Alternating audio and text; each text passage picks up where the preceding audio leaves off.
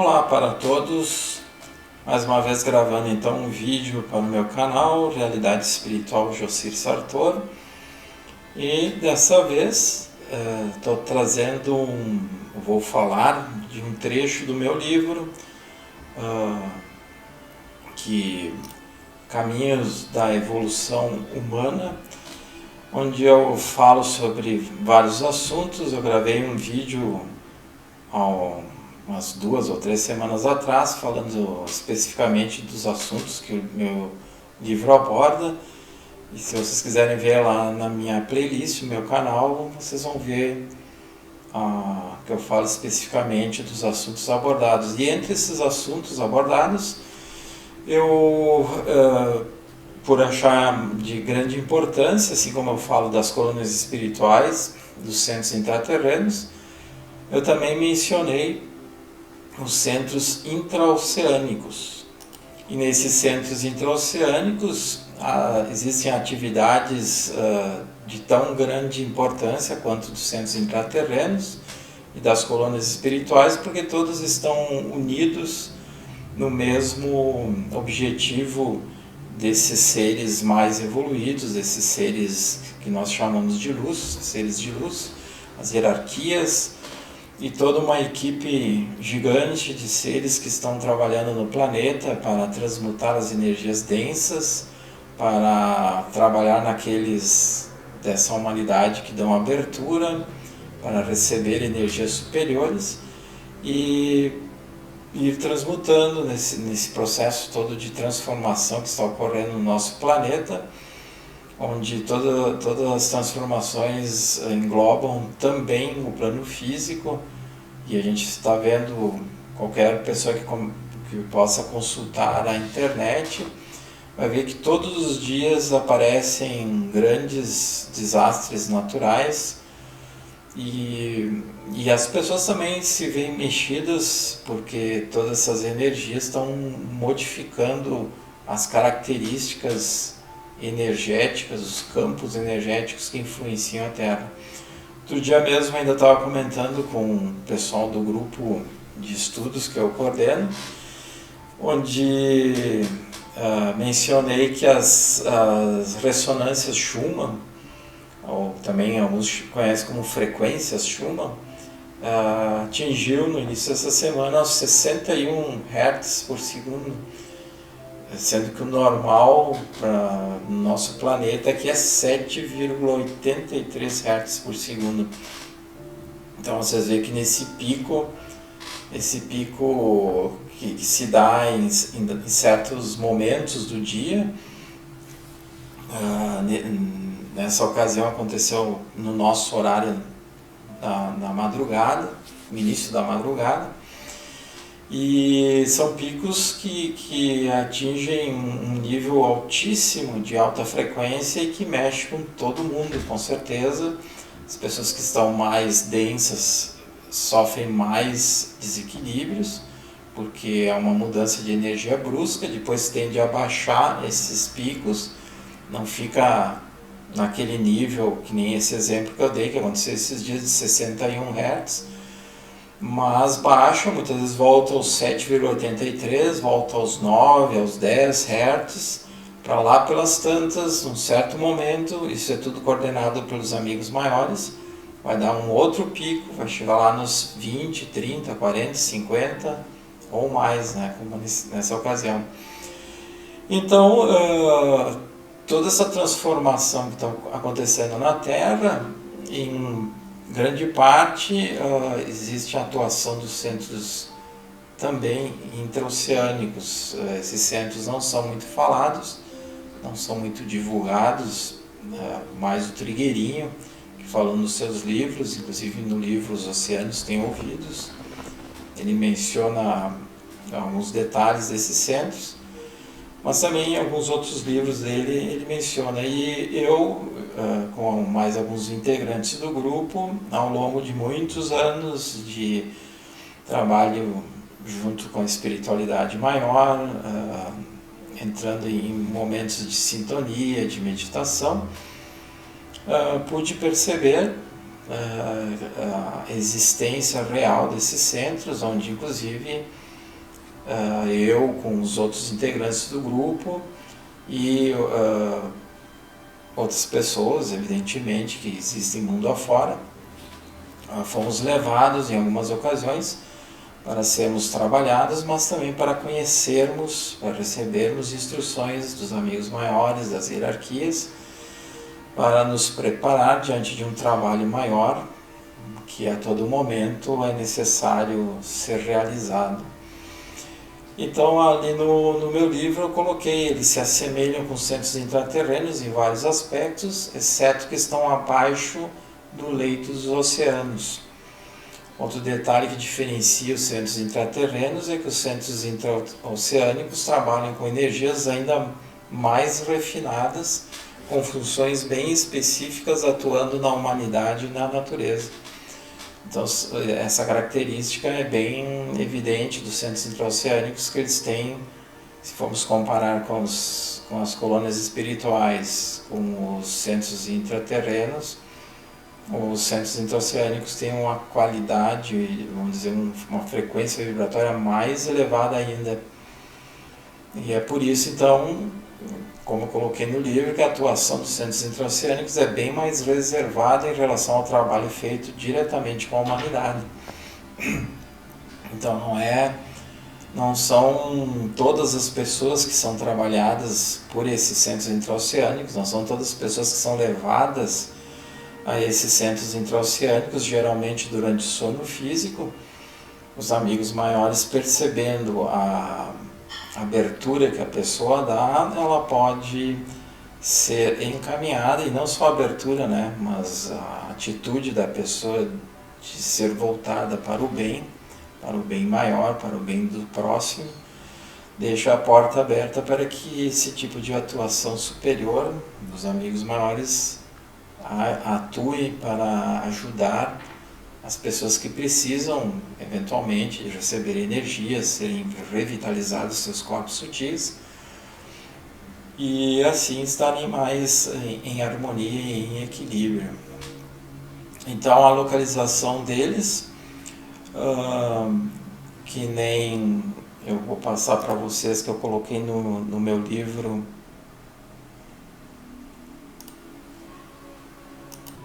Então, temos aí um mapa que eu coloquei para ilustrar a localização aproximada do centro intraoceânico. Atualmente não se sabe o nome desses centros.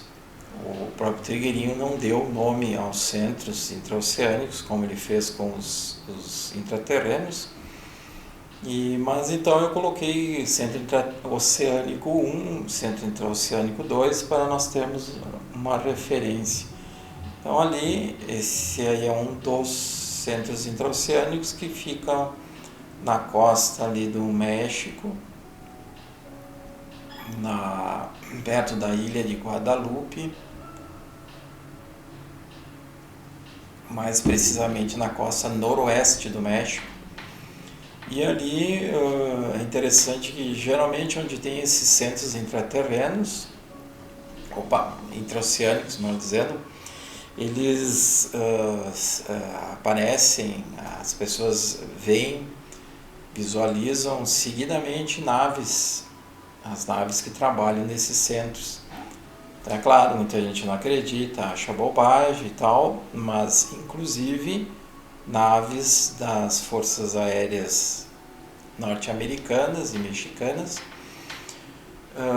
porque é bem perto ali dos Estados Unidos e tem inúmeros relatos de navios de guerra, de porta-aviões, que identificaram movimentos tanto de dia como de noite, radares identificaram movimentos de naves, ao ponto de os caças irem ao encontro daqueles pontos e avistarem e filmarem também a presença das naves.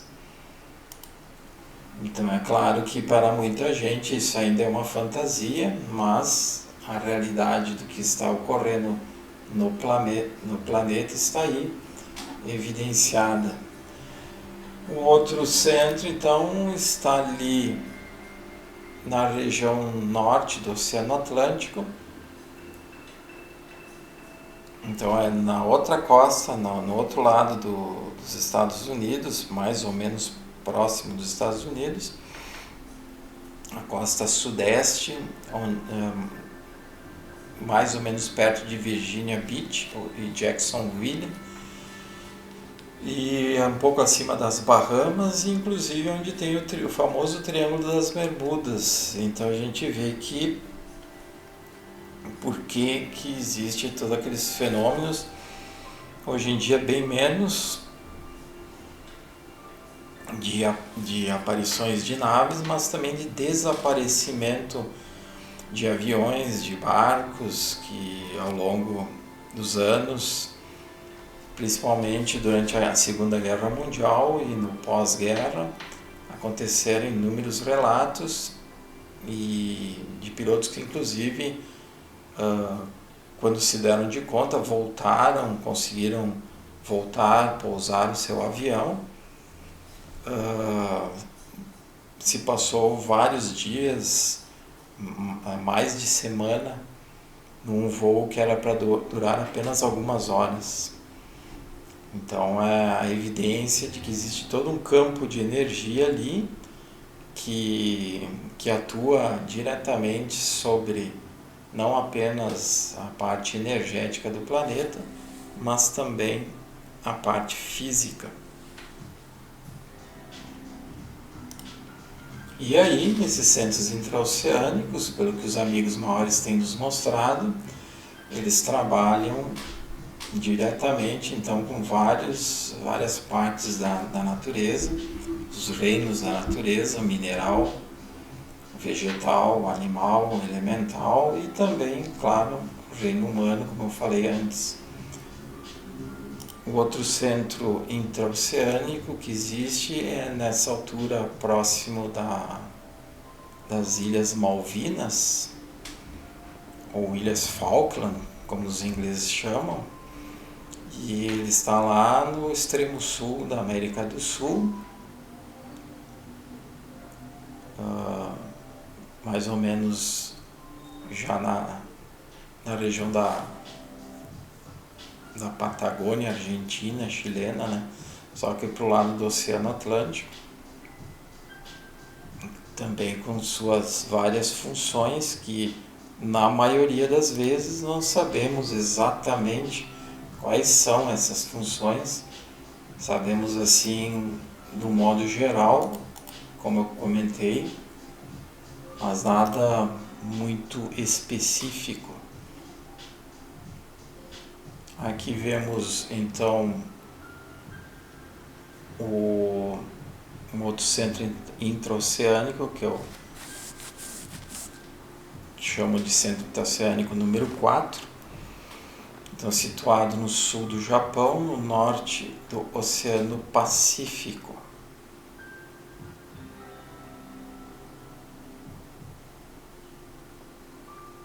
Um pouco difícil de enquadrar o mapa na tela. E o outro centro, então, é este que existe ali na Austrália, entre a Austrália e a Nova Zelândia, centro intraoceânico 5. Então, que se sabe, existem 5 grandes centros intraoceânicos espalhados por todo o planeta, e cada região que eles se situam, eles vão trabalhando, atuando, em todos interligados uns com os outros, inclusive com os centros intraterrenos e com as colônias espirituais, com as colônias astrais.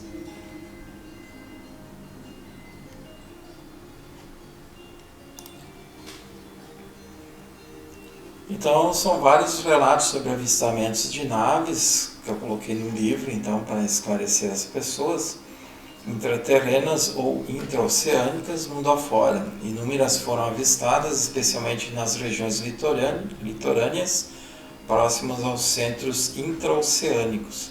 Assim como os centros intraterrenos, os intraoceânicos também possuem suas ramificações, então eles não estão isolados ali naquela região, eles estão todos interligados a nível de canais, vamos dizer assim, ou túneis, onde todos se interligam e os seres, as naves circulam no interior desses centros, nessas várias atividades de trabalho. A população em geral, eu coloquei no livro os militares que fazem vigilância e exercícios de guerra, além dos cientistas que pesquisam a vida marinha nessas regiões, costumam relatar objetos que se movimentam sobre o mar e alguns que saem de dentro do mar, para depois mergulharem outra vez. Esses relatos fazem parte, inclusive, da cultura antiga de muitos povos. Então vocês veem que é uma coisa antiga, que povos que habitavam todas essas regiões narram nas suas histórias, nas suas escrituras, dessas atividades diferentes, estranhas, que eles não sabiam o que significava e atribuíam à atividade de deuses, a energias de deuses, e davam certos nomes conforme o lugar, né? Então as naves conduzidas por seres muito mais evoluídos que nós terrestres realizam diversos trabalhos no planeta e na humanidade. Elas são vistas geralmente emitindo luzes, que são energias, e são detectadas por radares de navios militares e civis. Muitas são filmadas e fotografadas. Um dos avistamentos mais famosos aconteceu em novembro de 2004, quando pilotos da Marinha Norte-Americana faziam exercícios militares com jatos do porta-aviões Nimitz. Esse foi um caso muito famoso, talvez vocês tenham ouvido falar.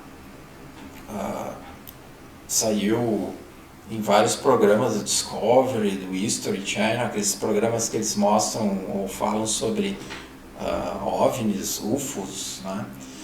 E ali então tem documentários, inclusive, nessas, tipo que nem o Netflix, esses streaming de filmes, de documentários.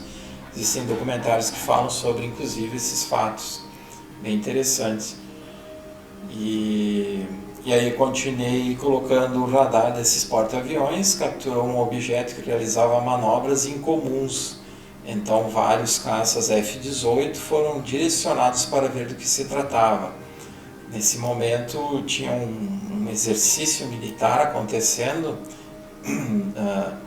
desse porta-aviões Nimitz, e eles estavam fazendo o exercício militar e eles identificaram no radar do porta-aviões esse objeto. Então eles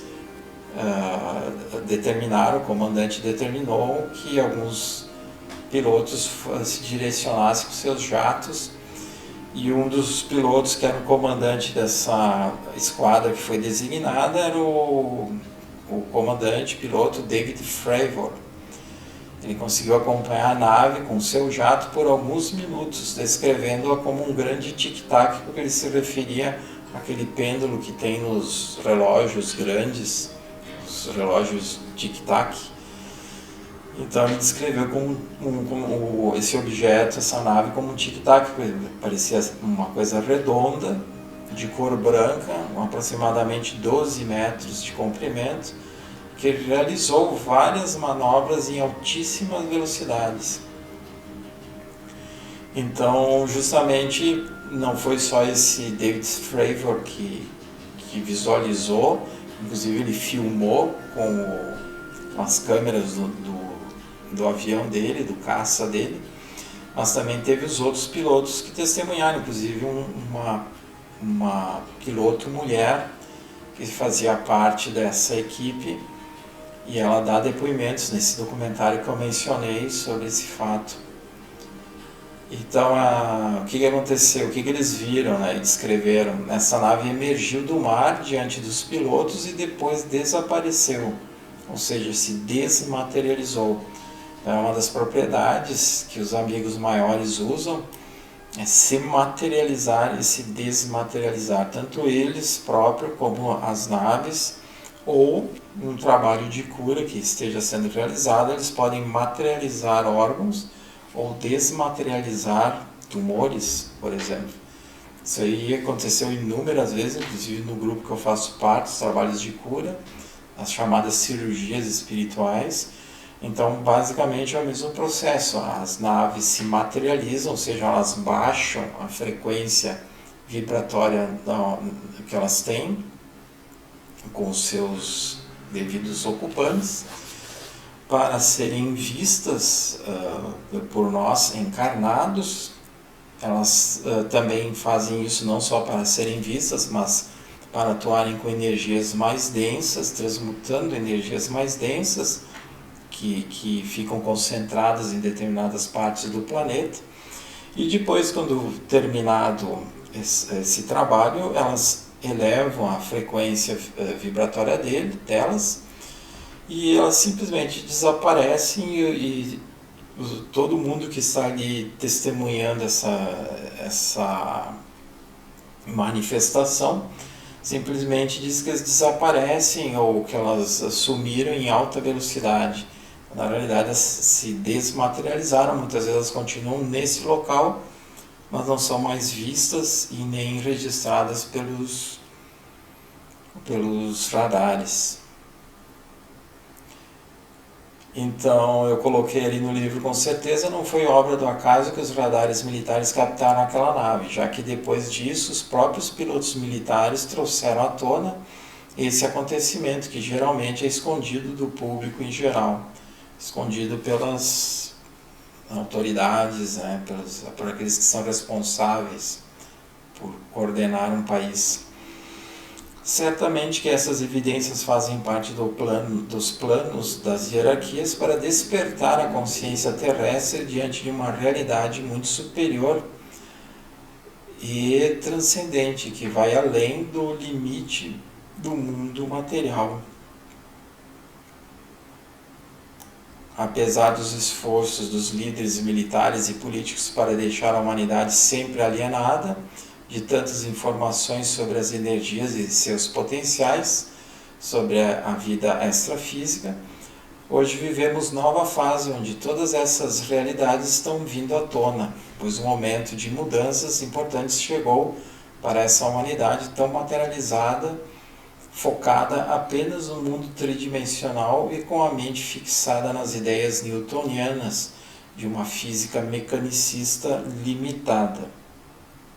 Toda essa mudança evidencia uma realidade que por muito tempo foi escondida da maioria. Então é exatamente isso que percebemos hoje em dia, a realidade que está acontecendo, né, de uma forma cada vez mais evidenciada, cada vez mais plena, sobre essas manifestações. E aqui então está a capa do meu livro, para quem ainda não viu, que não assistiu os meus vídeos, é Caminhos da Evolução Humana, e está disponível, se vocês quiserem acessar, está disponível no site da Amazon. Só colocar aqui para vocês.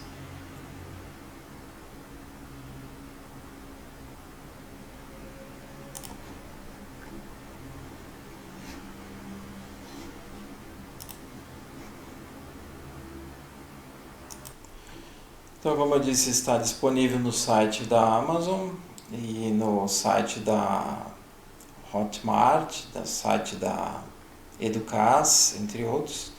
Ou vocês podem pedir, mandando uma mensagem para o meu WhatsApp, está ali o número, e aí eu vou passar as instruções. Ele é um e-book, então a pessoa compra o livro, faz o Pix, manda o Pix para mim, e aí eu envio o livro via e-mail, que a pessoa me fornece o seu e-mail, e depois a pessoa abre no seu notebook, no seu PC ou no tablet.